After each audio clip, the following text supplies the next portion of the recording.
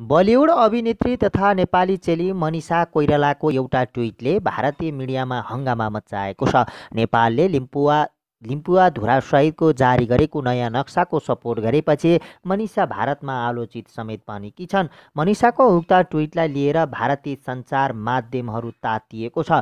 Bollywood film जगतकी चर्चित अभिनेत्री मनिषाले परराष्ट्र मन्त्री प्रदीप ग्यावालीले गरेको ट्विटलाई रिट्विट गरेकी थिइन्। उनले लेखेकी छन्, हाम्रो सानो देशको आत्मसम्मान कायम राख्न सफल भएकोमा धन्यवाद। अब हामी तीन महान देशहरूबीच शान्तिपूर्ण र सम्मानजनक संवादका लागि आशावादी छौँ। मनिषाको उक्त रिट्विटमा कमेन्ट गर्नेहरूले अनेक गाली गलौज गरेका छन्। मनिषाको उक्त ट्विट आएसँगै कतिले नेपालको समर्थन गरेको भन्दै भारतबाट खेद्नुपर्ने समेत बताएका छन्। एक प्रयोगकर्ताले लेखेका छन्, ल हेर खान्छे भारतको र गाइरहेकी छ भिन्न राग, यसलाई भारतबाट लखेट, यसको फिल्म बहिष्कार गर।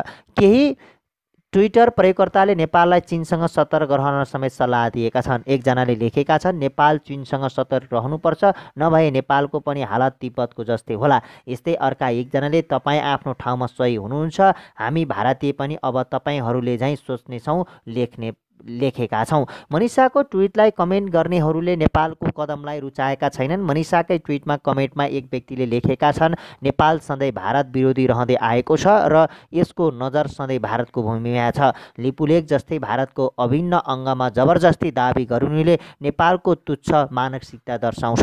ट्विट प्रयोगकर्ताहरूको गालीलाई भर्याङ बनाएर भारतीय सञ्चार माध्यम मनिषा विरुद्ध खनिएको छ। भारतीय टेलिभिजन एबीपीले भारतको खाएर चीनको समर्थन गरेको उल्लेख गरेको छ। उनलाई भारतले नै चिनाएको तर अहिले आएर नेपालको तरफदारी गरेको समेत जनाएको छ। नेपालले आफ्नो नक्सामा लिपुलेख र कालापानी समेट्यो र नक्सा सार्वजनिक गरेपछि भारतले चीनको आडमा भन्ने आशयमा समाचार प्रकाशन तथा प्रकाशित गर्दै आएको छ। यसै बेला बलिउडमा एकताका हङ्गामा मचाउन सफल चर्चित अभिनेत्री मनिषाको ट्विटले भारतमा सामाजिक सञ्जाल भने तताएको छ।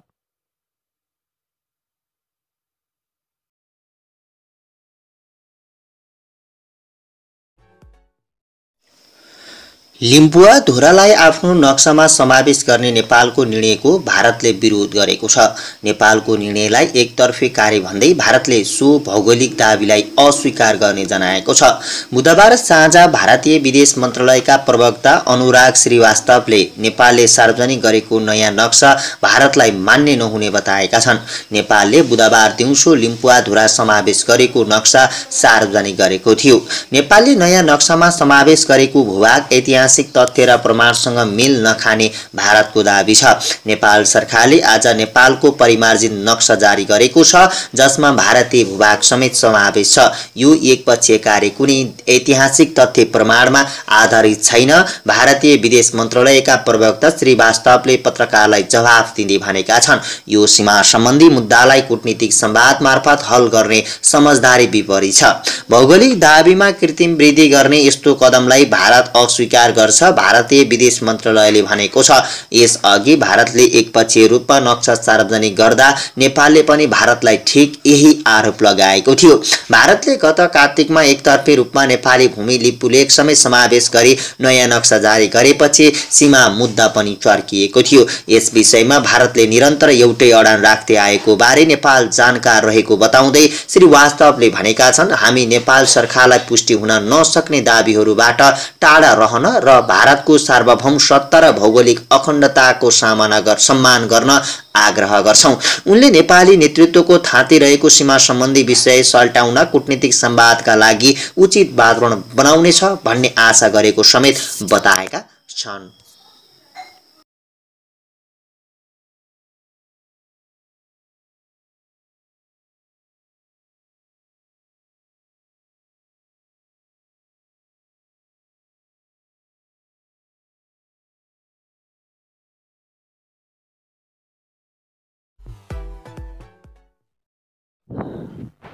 कपिलवस्तुको महाराजगञ्ज नगरपालिका 9मा 9 जना र विजयनगर गाउँपालिका 3 गरी 12 जनामा कोरोना संक्रमण पुष्टि भएको छ। बुधबार भैरवा गरिएको परीक्षणमा उनीहरूको रिपोर्ट पोजिटिभ आएको कपिलवस्तुका प्रहरी प्रमुख एसपी दीप शमशेर जवराले जानकारी दिए। 9 जनामा कोरोना संक्रमण पुष्टि भएपछि अहिले उनीहरूलाई आइसोलेसनमा राख्न कहाँ पठाउने भनेर महाराजगञ्ज नगरपालिकाको बैठक बसिरहेको छ। संक्रमण देखिएकाहरू वैशाख 22 र 23 गते भारतबाट आएका हुन्। संक्रमित मध्ये 6 जना महिला र 3 जना पुरुष रहेका छन्। नगरपालिकाका स्वास्थ्य शाखा प्रमुख राधेश्याम कलवारले अहिले संक्रमण पुष्टि भएकालाई क्वारेन्टिनमा छुट्याएको बताए। संक्रमित मध्ये 8 जना वडा नम्बर 9 को क्वारेन्टिनमा र 1 जना नगरपालिकाको क्वारेन्टिनमा छन्। सोमबार नगरपालिकाको क्वारेन्टिनमा रहेका 108 जनाको स्वाब सङ्कलन गरिएको थियो। यी मध्ये 83 जनाको रिपोर्ट आएको हो। संक्रमितलाई बुटोल वा दाङको अस्पतालमा पठाउने नगरपालिकाले जनाएको छ। विजयनगरमा देखिएका संक्रमितहरूमा 2 पुरुष र 1 महिला रहेको बताइएको छ।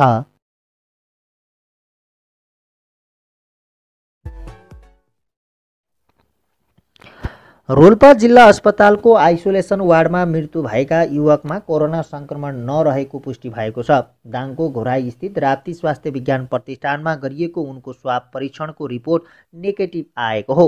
आइतबार रातिदेखि रोल्पा अस्पतालको आइसोलेसनमा राखिएका ती युवकको सोमबार अपराह्न मृत्यु भएको थियो। उनी मृगौला रोगी रहेको बताइएको छ। रोल्पा अस्पतालको आइसोलेसनमा मृत्यु भएका कोरोना संक्रमित युवक आइतबार मात्रै काठमाडौँबाट फर्किएको पाइएको छ।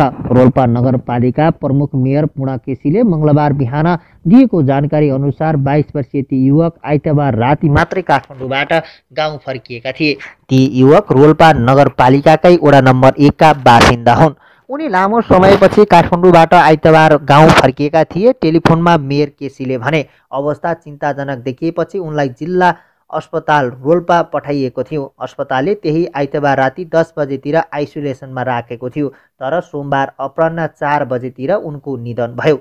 मेयर केसीका अनुसार उनी मृगौला रोगी थिए। दुवै मृगौलाले काम गर्न छाडेका उनी 1.5 वर्षदेखि काठमाडौँमा बसेर त्रिवी शिक्षण अस्पतालमा डायलासिस गराइरहेका थिए। लकडाउन पनि भयो, घर नआएको पनि लामो समय भइसकेको थियो। मेयर केसीले भने सायद न्यास्रो लागेर होला उनी गाउँ फर्किएका थिए। अब यतै डायलासिसको व्यवस्था गराउने भनेर हामीले पनि लमहीमा कुरा गर्दै थियौँ।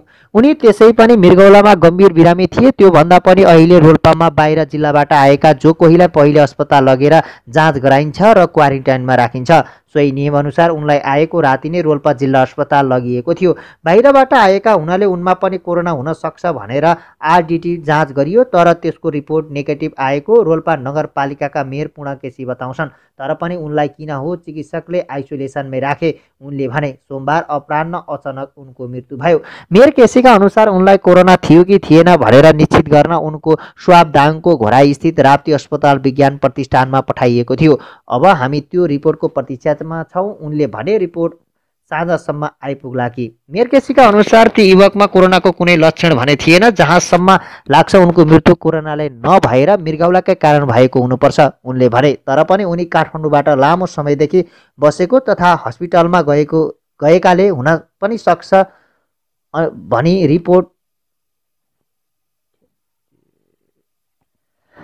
भनी टेस्ट गरेका हौँ, तर उनको रिपोर्ट नेगेटिभ आएको छ। अहिले ती युवकको शव राप्ती अस्पतालबाट परिवारलाई बुझाइएको छ। काठमाडौँको कालीमाटी स्थित महानगरीय प्रहरी वृत्तमा कार्यरत 2 प्रहरीमा कोरोना भाइरसको संक्रमण पुष्टि भएपछि कालीमाटी वृत्तसँगै प्रहरीका 6 एकाइ कार्यालय सिल गरिएको छ।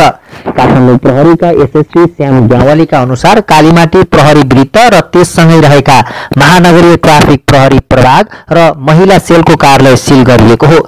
यस्तै त्यस माताहतका बल्खु, कलङ्की र स्याचुटार स्थित प्रहरी प्रभाग पनि सिल गरिएको प्रहरीले जनाएको छ। स्थित राष्ट्रिय जनस्वास्थ्य प्रयोगशालाले मङ्गलबार कालीमाटी महानगरीय प्रहरी वृत्तका 1 जना सही र प्रहरी जवानमा कोरोना संक्रमण पुष्टि गरेपछि सतर्कताका लागि सम्बन्धित सबै प्रहरी कार्यालय सिल गरिएको एसएसपी क्यावालीले बताएका छन्।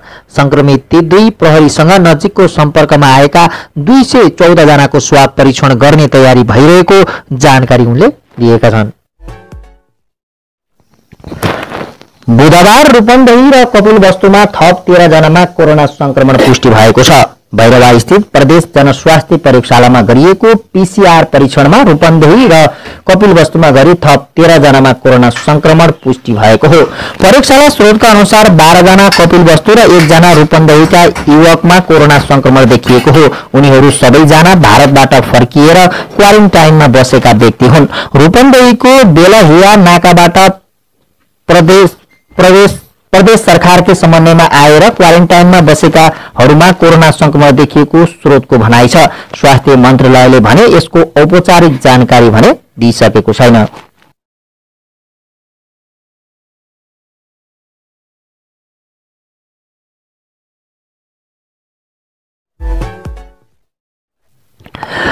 गुल्मीका पहिलो कोरोना संक्रमित 41 वर्षीय पुरुषको उपचारका क्रममा रूपन्देहीमा मृत्यु भएको छ। यो सँगै नेपालमा कोरोनाबाट मृत्यु हुनेको संख्या 3 पुगेको छ। गुल्मी मदाने गाउँपालिका 6 निवासी उनको रूपन्देहीको मणिग्राम स्थित क्रिमसन अस्पतालमा बुधबार मृत्यु भएको हो। उनी जेठ 1 गते उक्त अस्पतालमा भर्ना भएका थिए। उनको सुरुदेखि नै आईसीयू कक्षमा भेन्टिलेटरको सहायतामा उपचार भइरहेको थियो। अस्पतालका सञ्चालक दुर्गा पाण्डेले मृत्यु भएको पुष्टि गरेका छन्। जेठ 2 गते उनको स्वाब लिएर परीक्षण गर्दा सोमबार कोरोना पोजिटिभ देखिएको रिपोर्ट आएको थियो। यसअघि सिन्धुपाल्चोकको 12 विषेकी सुत्केरी र बाँके नरैनापुरका क्वारेन्टाइनमा बसेका पुरुषको पनि कोरोनाकै कारण मृत्यु भएको थियो। उनीहरू दुवैजनाको रिपोर्ट पनि भने मृत्यु भएपछि आएको थियो। तेस्रो मृतक गुल्मी मदाने 6 पुरकोट दहको निवारी स्कुलको प्रधानाध्यापक हुन्। क्रिमसन अस्पताल प्रशासनले बुधबार बिहान उनको मृत्यु भएको पुष्टि गरेको छ। जेठ 1 गते गुल्मी मदानेबाट अर्घाखाँचीको सन्धि खर्क हुँदै क्रिमसनमा भर्ना हुन आएका बिरामीको जेठ 7 गते मृत्यु भएको छ। अस्पतालका जनसम्पर्क अधिकारी चन्द्रकान्त बस्यालले भने कोरोना शंकास्पद देखिएको जेठ 2 गते उनको स्वाब निकालेर पीसीआर टेस्टका लागि प्रदेश जनस्वास्थ्य प्रयोगशालामा पठाइएको थियो। स्वास्थ्य तथा जनसंख्या मन्त्रालयले सोमबार दिउँसो गरेको नियमित पत्रकार सम्मेलनमा उनमा कोरोना संक्रमण भएको पुष्टि भएको जानकारी दिएको थियो। क्रिमसन अस्पतालमा भर्ना हुनुभन्दा 1 हप्ता पहिलेदेखि उनमा ज्वरो देखिएको थियो। उनले गाउँकै पुरकोट दह स्थित मदाने पोलिक्लिनिकमा जाँच गराएका थिए। त्यहाँ उनलाई स्वास्थ्यकर्मी विष्णु भुषालले टाइफाइडको औषधि दिएका थिए। भुषाल मदाने गाउँपालिका अन्तर्गतको म्यालपोखरी स्वास्थ्य चौकीकै स्वास्थ्यकर्मी हुन्। औषधि खाएपछि उनलाई 2 दिन जति ठिक भएको थियो, तर वैशाख 30 गते रातिदेखि उनलाई बान्ता भएपछि जेठ 1 गते फेरि सोही क्लिनिकमा जाँदा जन्डिस भएको भन्दै अन्यत्र लैजान रिफर गरेका थिए। सोही दिन स्थानीय व्यवसायी भोजराज भट्टराईले मोटरसाइकलमा राखेर उनलाई अर्घाखाँचीको सन्धि खर्क स्थित छाया पुण्य क्लिनिकमा पुर्याएका थिए। त्यहाँका डाक्टरले जाँच गरेपछि बिरामीलाई मणिग्रामको क्रिमसन अस्पताल लैजान रिफर गरेका थिए। बुटोलबाट सन्धि खर्क गएको एम्बुलेन्समा राखेर उनलाई जेठ 1 गते नै क्रिमसन अस्पताल ल्याउन आईसीयूमा राखेर उपचार थालियो। सन्धि खर्कबाट मणिग्रामसम्म एम्बुलेन्समा उनीसँगै उनका सालासहित 2 जना र चालक मात्रै आएका थिए। क्रिमसनमा ल्याएका इमर्जेन्सीमा भर्ना गरी जाँच गर्दा कोरोनासँग मिल्दोजुल्दो लक्षण देखिएपछि जेठ 2 गते नै उनको स्वाब निकालेर परीक्षणका लागि पठाइएको थियो। 2 दिनसम्म आईसीयूमा राख्दा पनि स्वास्थ्यमा सुधार नभएपछि भेन्टिलेटरमा सारिएको बिरामीका साला विष्णु बहादुर ओलीले बताए। कोरोना संक्रमण पुष्टि भएका उनमा एक्युट इन्सेफ्लाइटिस सिन्ड्रोम, निमोनिया र मुटुको समस्या देखिएको क्रिमसन अस्पताल प्रशासनले जनाएको छ। लकडाउनका कारण विद्यालय पनि बन्द भएकाले गाउँमै बसिरहेका उनमा कसरी कोरोना संक्रमण भयो भनेर गाउँवासी अचम्ममा परेका छन्। आफ्नो टोलबाट बाहिर कतै जानु भएको थिएन। भारततिरबाट आएकोसँग पनि भेटघाट सम्पर्क भएको थाहा छैन। मृतकका भाइले भने दाइलाई कोरोना देखियो भन्दा अचम्म लागेको छ। कोरोना भाइरस महामारीका कारण वैदेशिक रोजगारीको प्रमुख गन्तव्य मानिएका 7 मुलुकबाट मात्र 4 लाख भन्दा बढी नेपालीले स्वदेश फर्किने चाहना व्यक्त गरेका छन्। सरकारले उनीहरूलाई फिर्ता ल्याउने कार्ययोजना पनि तयार गरेको छ। कतिपय गन्तव्य मुलुकले त्यहाँ रहेका नेपाली श्रमिक फिर्ता गरेर नेपाल सरकारलाई आग्रह गरेका छन्। त्यसैले श्रम, रोजगार तथा सामाजिक सुरक्षा मन्त्रालय र परराष्ट्र मन्त्रालयले उनीहरूलाई फिर्ता गर्ने कार्ययोजना बनाएका छन्। सो योजनामाथि अहिले कोभिड-19 रोकथाम उच्च स्तरीय समितिमा छलफल भइरहेको छ।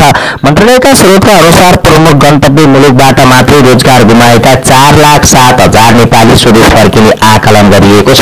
सम्बन्धित मुलुकमा रहेका नेपाली दूतावास दूतावासले दिएको जानकारी अनुसार सबैभन्दा बढी कतारबाट फर्किने आकलन गरिएको छ। कतारमा 3,51,872 जना श्रमिक रहेकोमा 1,00,000